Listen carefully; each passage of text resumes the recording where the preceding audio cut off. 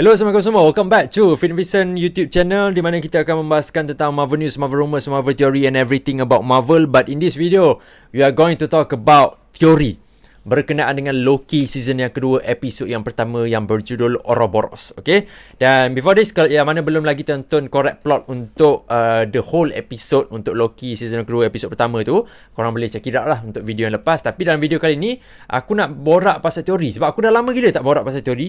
And YouTube channel ni pun dibuat pada awalnya berkenaan dengan teori kan. Teori bagaimana TVA ataupun Loki season yang kedua ni akan tamat. Okay, but first thing first, aku kena bagi sort of warning dan juga alert lah kepada korang semua yang teori ni boleh takkan jadi pun langsung. Dan aku buat teori ni hanya based on Loki season yang pertama dan juga Loki season yang kedua, episod pertama. Aku takkan sentuh episod kedua lagi sebab aku tak nak spoil dan aku tak nak kacau teori yang aku nak buat ni. So, bagaimana Loki season yang kedua ni akan tamat? First thing aku nak bagi tahu,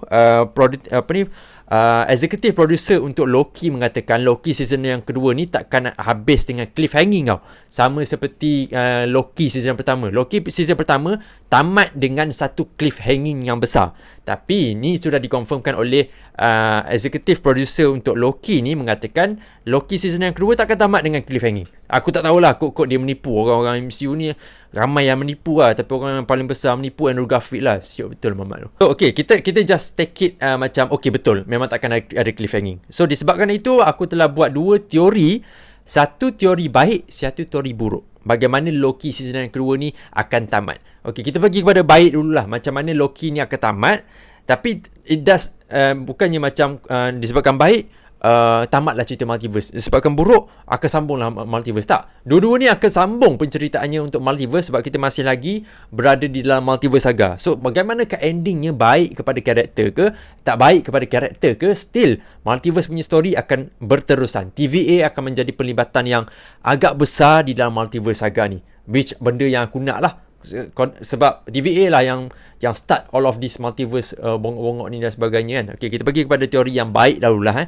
First teori aku adalah untuk Loki season kedua ni, bagaimana ianya akan tamat adalah Loki akan menjadi boss, akan menjadi ketua di TVA seperti He Who Remains. Okay, so itu adalah teori yang baiknya lah. Kenapa teori itu adalah satu teori yang baik? Ianya baik kepada karakter, baik kepada karakter Loki. Sebabkan kita pergi kepada dia punya slogan lah, The Glorious Purpose. Itu apa yang Loki cari selama ni. Okay, back then kita pergi kepada Avengers 2012 tau, di mana Loki pertama kalinya jajah bumi.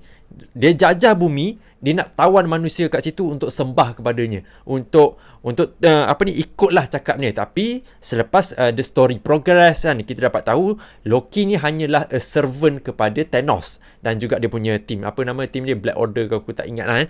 Tapi the thing is, the moral compass ni, Loki datang ke bumi tu bukannya dia ingin menjadi seorang watak villain tau. Dalam MCU, dalam Marvel Comics, memang Loki ni totally villain lah. Dan ada certain masa, certain progress lepas dia mati, dia hidup balik semuanya, karakter dia berubah. Tapi the nature of Loki, God of Mischief tu tak pernah berubah. Tapi dalam MCU, dia nampakkan karakter pertama kalinya dia muncul sebagai villain. Aku memang tak boleh nak sangka lah pasal benda tu. Tapi as the story progress, dia nampakkan Loki ni dia tak ada hero, tapi just a karakter yang just nak main-main, just nak playing to be good. Dia tak ada sampai hero. Tapi sekarang ni, untuk Loki season yang kedua ni, episod pertama saja dah nampakkan Loki ni ingin menjadi hero. Dan apa yang ironinya adalah, dia cuba untuk melawan villain, dia cuba untuk melawan orang jahat, iaitu the variant of Kang. Sebab before this pun dia datang ke bumi tu sebab dia tak dapat attention. Dia tak dapat attention daripada abang dia, dia tak dapat attention daripada bapak dia, iaitu Odin. The only attention yang dia dapat adalah daripada mak dia, iaitu Frigga. Tapi bagi dia tak cukup. Selepas dia lalui segala event Thor Ragnarok and everything, masa itulah baru karakter Loki ni start jadi matang. Tapi Loki season kedua ni adalah Loki daripada tahun 2012, masa dia escape semasa Avengers 2012 tu kan. Tapi dia dah start untuk untuk hiraukan apa yang dia rasa, ego dia sebagai God of Mischief, by playing good. Dia tak nak buat benda-benda decision yang bodoh. So because of that lah, dia memberi impact kepada Loki season yang ke-1, episod yang ke-6, di mana dia rethinking tau. Dia fikir balik apa yang Kang cakap. Probably Kang He Who Remains dia boleh jadi tipu. Probably juga kalau benda ni betul, kalau betul dia cakap apa, kalau tak ada orang kat TVA, He Who Remains cakap kalau tak ada orang kat TVA, another variant of me yang lagi jahat daripada aku akan datang dan akan hancurkan dunia. Masa tu dia buatkan otak Loki berfikir tau. Dia rasa macam, wait a minute. This is something yang serious. This is a life and death punya decision yang aku kena buat. Maksud kat situ Loki punya karakter 2012 ni sangat-sangat matang. Aku lupa nak mention pasal benda ni lah dekat correct plot yang episod pertama tu, berkenaan dengan temporal loom. Aku mention pasal temporal loom, cuma tak pergi lebih dalam dan aku tak explain lebih detail pasal temporal loom.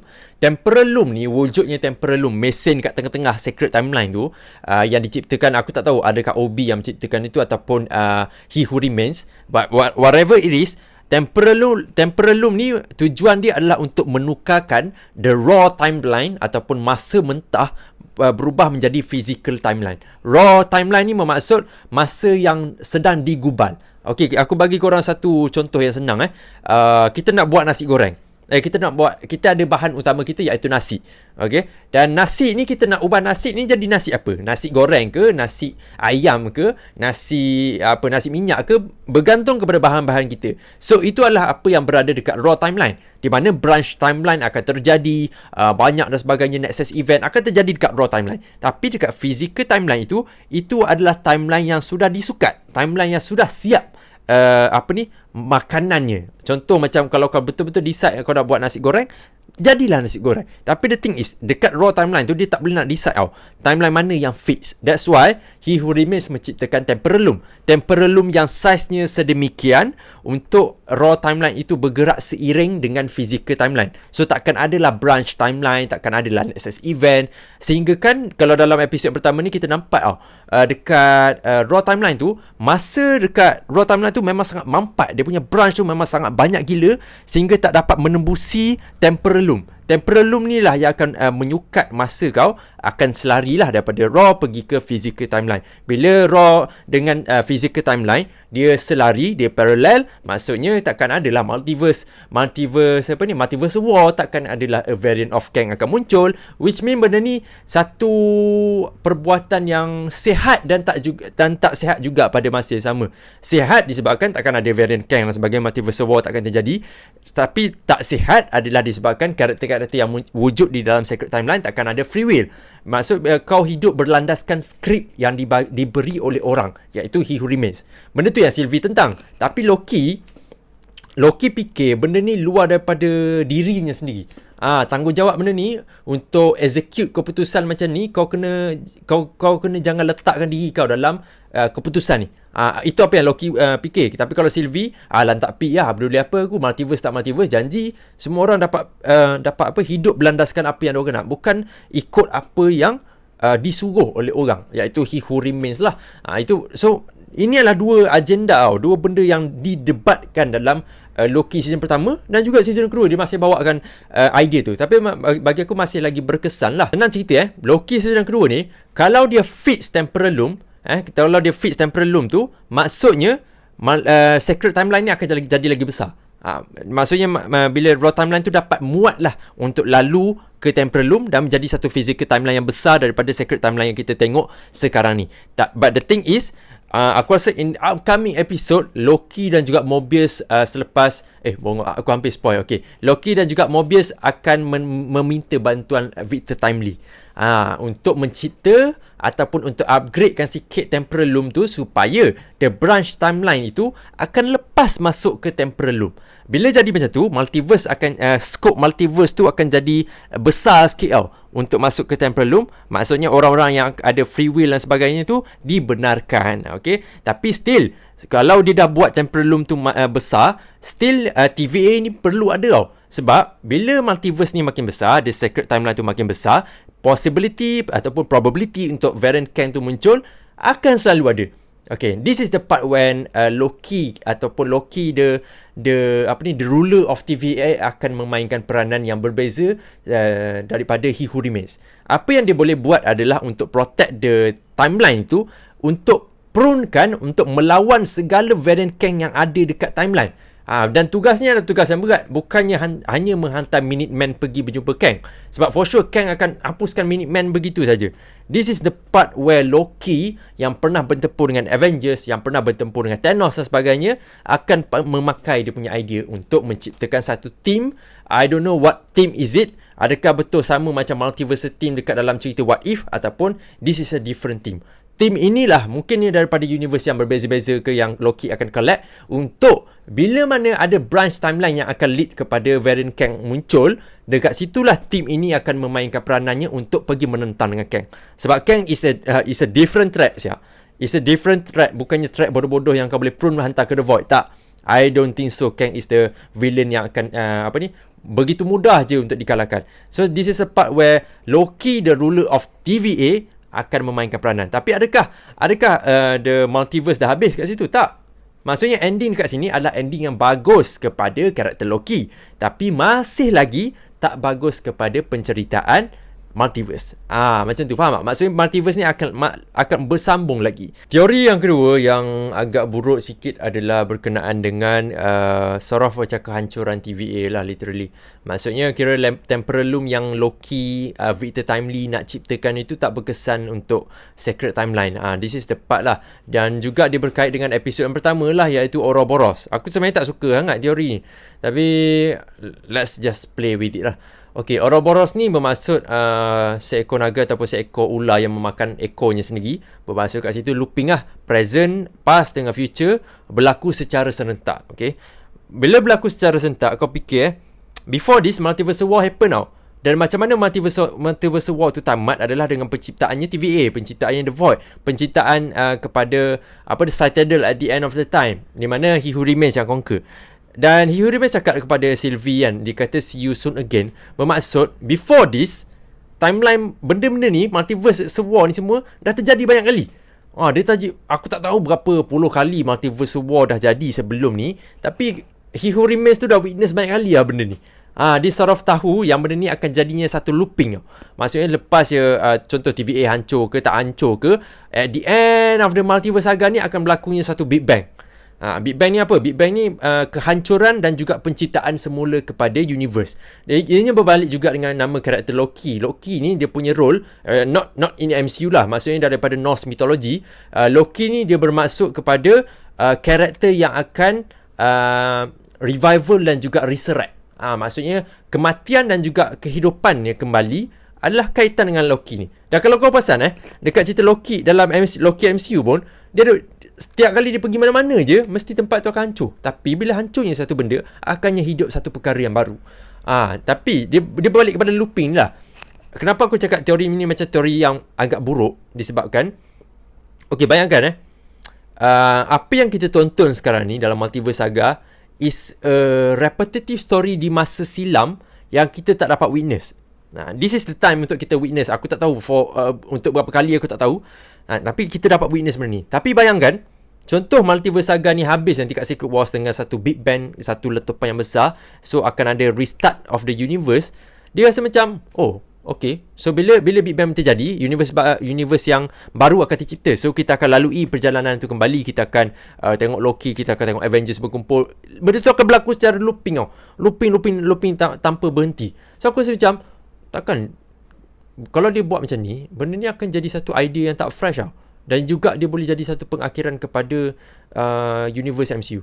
Unless kalau dia pergi kepada lepas Secret Wars, kita tak akan dapat witness the Earth of Earth 1999, tapi dia bawakan kita sebagai audience untuk pergi ke universe yang lain pula, iaitu Earth 1610.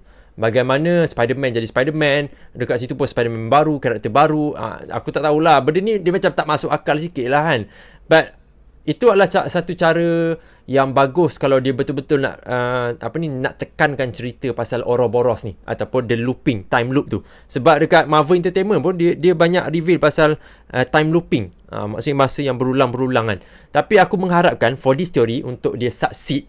Aku tak kisahlah kalau dia nak lepas Secret Wars dia nak tunjukkan kita the life after Earth 1999 ataupun Earth 1610, 838 ke whatsoever kan. Aku tak kisah dia buat apa, tapi at least dia tunjukkan satu absolute point lah. Apa maksud absolute point? Maksudnya satu keputusan yang dibuat oleh certain karakter yang telah mengubah looping ni. Maksudnya lepas disebabkan karakter tu pilih jalan macam tu, looping ni telah berhenti. Dan apa ni, the idea of Kang conquering the timeline sudah pun tak wujud. That is the thing yang aku nak tengok dalam Multiverse Saga. But apakah ia, siapakah yang akan jalankan watak yang akan memainkan role sebagai, yang akan play the absolute point punya role tu, aku tak tahu pasal benda tu. Kalau tak, benda ni akan jadi macam looping lah. Dia akan ulang. Sehingga kan akan ada, kalau satu karakter tu muncul dan bagi satu absolute impact punya point kepada Sacred Timeline, dan benda ni terus automatic berubah segala-galanya. Dah tak ada multiverse kind of bullshit ni, looping for forever punya cerita. Tak ada. Aku rasa aku dah start merepek lah. Padahal aku tulis benda ni, tapi tak apalah. So that is my theory lah. First theory adalah berkenaan dengan Loki akan rule TVA. Yang keduanya akan berlakunya satu Big Bang lah right after Secret Wars, ataupun dekat ending Loki tu dia akan macam tunjukkan TVA ni dalam satu collapse moment lah. Dia akan berada di ambang kejatuhan, tapi still takkan ada cliffhanger. So yeah, antara dua teori yang aku buat ni, korang rasa mana akan ada possibility dan juga chances untuk jadi betul? Please comment down below. Tapi aku don't get me wrong, right after kita tonton episode 2, 3, 4 sampai 5, aku akan episode 5 lah literally. Episode 5 aku akan statekan satu teori yang hopefully dia akan jadi dekat episode yang ke-6. Yeah, so ni teori yang tak ada satu stand yang kukuh lagi lah. Okay, aku akan explore lagi dalam about this. So yeah, itu sahaja video untuk kali ni. Thank you for watching. Terima kasih sebab spend your time for a few minutes kat sini. Oh yeah, don't forget untuk subscribe, sebab aku nak bagi Funko Pop tu bukan untuk aku. Dianya adalah untuk 3 orang pemenang lah nanti. Lepas kita dapat 5k, lepas tu baru aku akan buka lagi buku itu So yeah, that is video for today. I hope you guys enjoy. I see you guys in the next video for sure. Take care. Assalamualaikum dan bye-bye semua.